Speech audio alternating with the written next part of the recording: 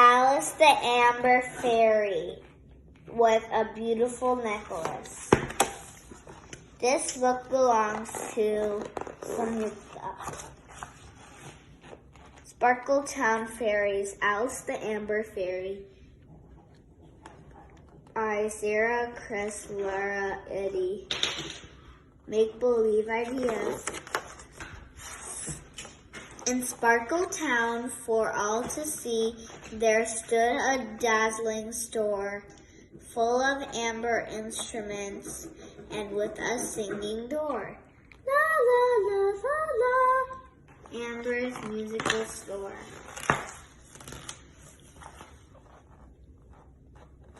Chief creator of things to play for every kind of sound was Alice the Amber Fairy, the best inventor around. With a swish ding of her amber wand, Alice would design sparkle horns, strum strum, toot, whistled and glitter chimes, and xylophones, ping, ping ding, beep boop. Every 10 years in Fairyland, a contest came to town to choose the fairy winner for the Showstopper Spectacular crown. Dear fairies, Showstoppers Spectacular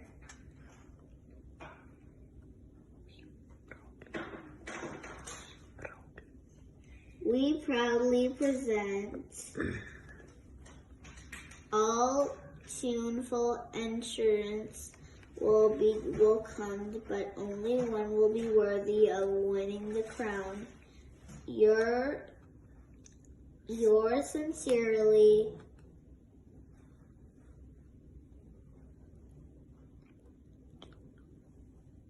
Juno.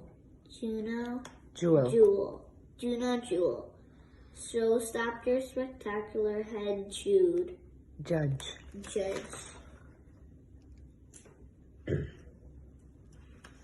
It's Showstoppers time. The Amber family fairies had 1 year in, year out. So Alice's friends thought she would win of this. They had no doubt. Ethesty Amber, Alfie Amber, Annie Amber, Estra Amber, Alex Amber, Amy Amber, Ava Amber,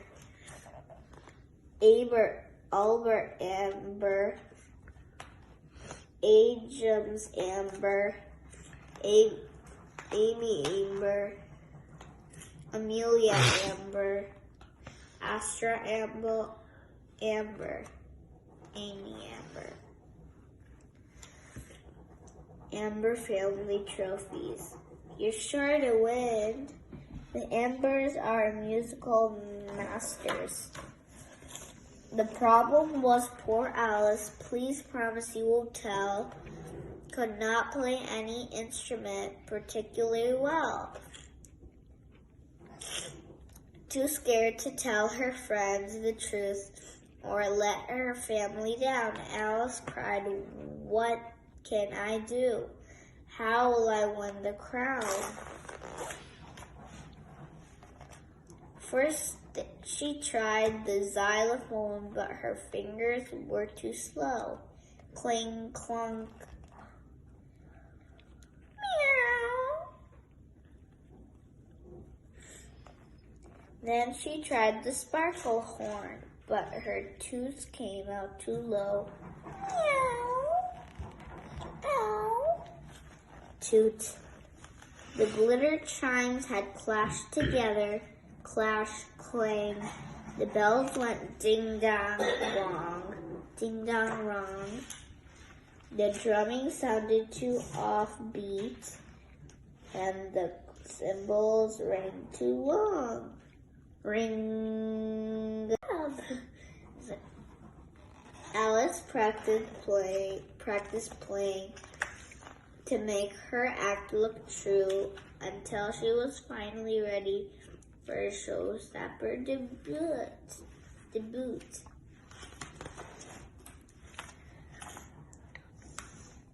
The contest day arrived. At last the fairies chatted together.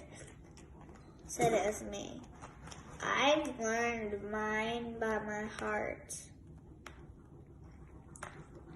Said Susie, "Mine sounds better."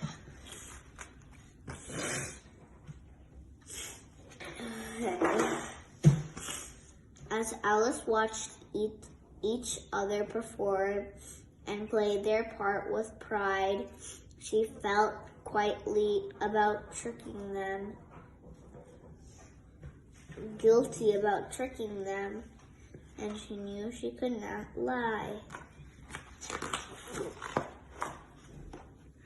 Alice was called to start her piece. The crowd let out a wait. Is that oh. Okay. And the crowd let out a cheer, for Alice's music was the act they most wanted to hear. Before I start," said Alice, "there's something I must say. I'm not a good musician. In truth, I cannot play. I created this machine to cover up who I am. This instrument plays on its own. I really just a shame. I'm really just ashamed."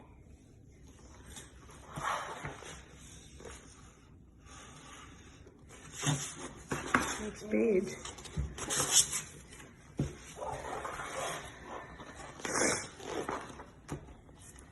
The fairies gasped together. They hadn't expected that.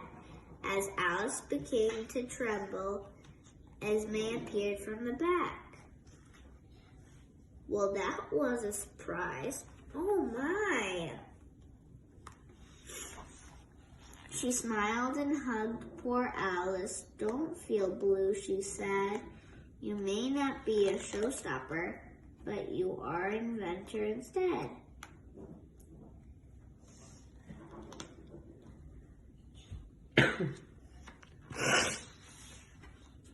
Next.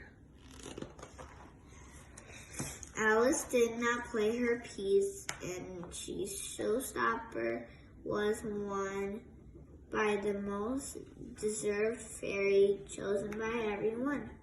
Hooray! Hooray! Well done, Bailey Belly. What's your name? Bailey Bell. Bailey Bell. Winner. Winner. Go on, Alice. Winner. At the after party later, the fairies all agreed there was nothing that the party did really truly need. They cried to Alice all at once. "She wanted to hear you we want to hear you play. We want to hear you play."